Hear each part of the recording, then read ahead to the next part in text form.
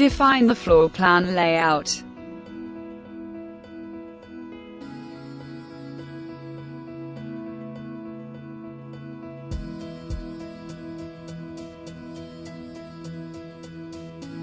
Draw the building envelopes in the lower level.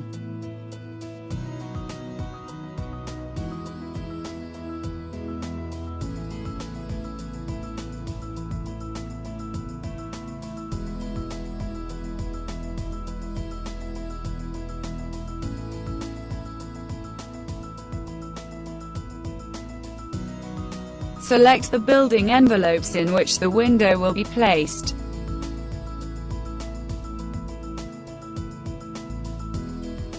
Assign the building envelopes to the last level.